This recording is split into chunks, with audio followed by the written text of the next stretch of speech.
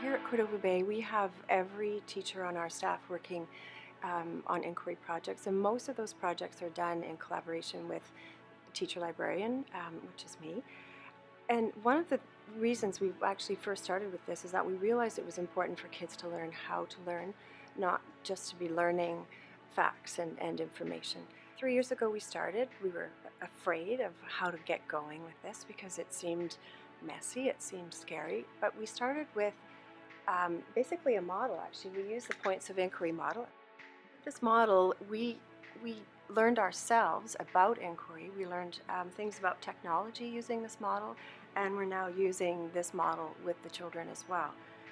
So typically in projects that kids would have done before we were using inquiry, we would have probably stopped right here with the connect and wonder, which is really background information. But what's happening now, and we'll take the group of kids that are working currently on animals, they've looked at background information about animals, and then they've determined questions that they truly want to know the answers to themselves.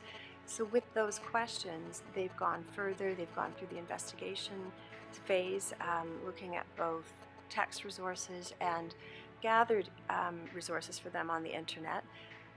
From there, they look at constructing their new learning and how they're going to share that. Quite often, as they start through the process, they realize that maybe their question wasn't a good question. They need to go back and visit that again and refine things. Perhaps the resources they used weren't the right resources. I started with where's the most common place that a raccoon would live, and then I went on to what is a raccoon's favorite food.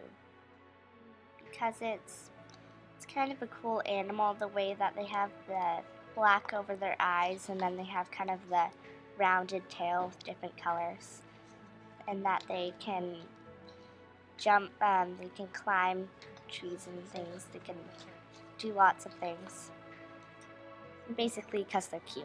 That raccoons can live in many different environments. They are found in swamps, forests, meadows, beaches, cities, and farmlands.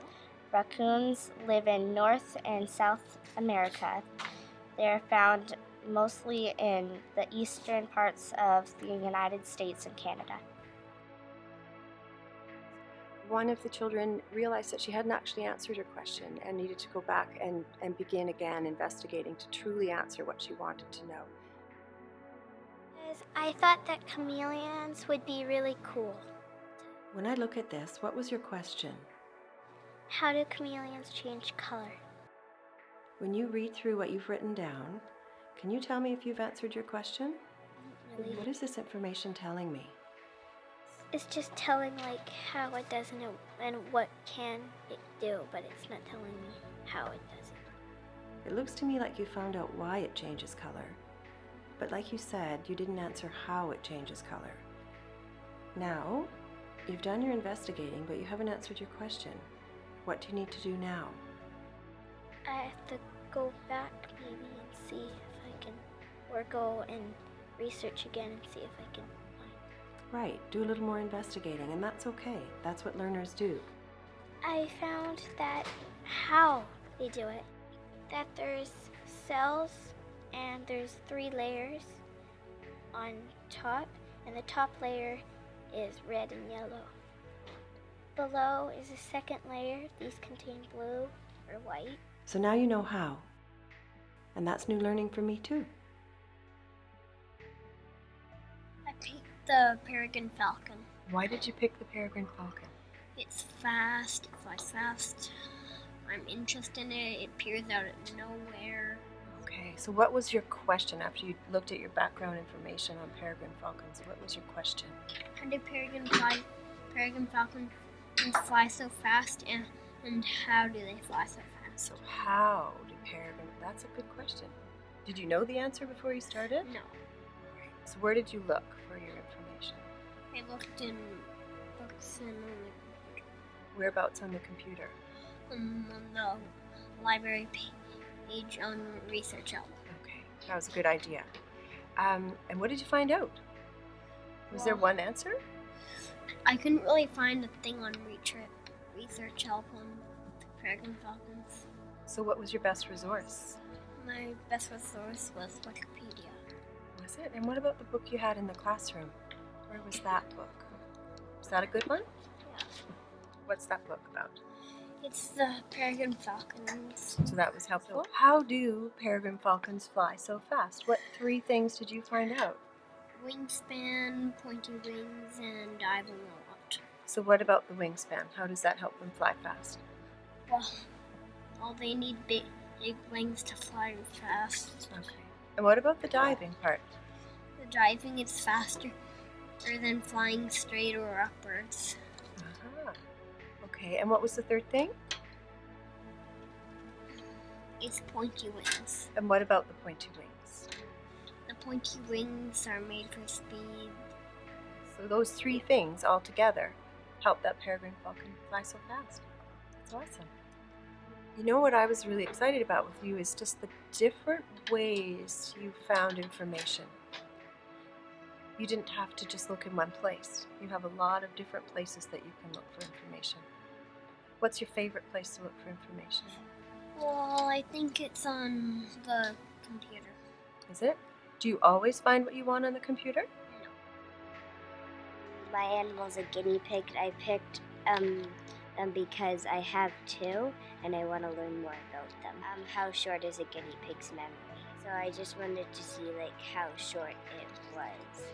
The longer time between events, the weaker the memory will be. When they get hurt, they may not remember the same with when their owners don't take care of them well. They have a short memory and they don't know the difference between short times and long times. When they are away from their owners, guinea pigs don't plan for the future. Not really. Because all the books I had were, they had lots of things on what they eat and where they live. And that's how I found out my question. Yeah, I had to change my question. Well, I couldn't find anything on my first question. How fast do peregrine falcons fly? And how do peregrine falcons fly so fast?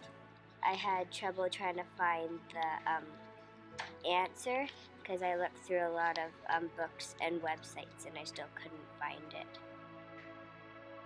That you can pick any topic you want and that you don't always have to do the same thing as other people. And you can do whatever you're interested in. And you can work with people if you like. And if you're more comfortable just working alone, that's fine. Well, you can choose your own animal. Not everybody has to work on the same animal. I like that you get to pick your own question and then you get to learn about it. It's because I'm doing my own things and I'm not doing what the teacher tells. So it wasn't about making a product and something that looked beautiful, but it was about something that truly answers the questions that they have. And the engagement factor has just gone through the roof. Kids are really excited and they really want to do this. They remember what they've done and they look forward to the next project. So it's quite wonderful, actually. We're enjoying it.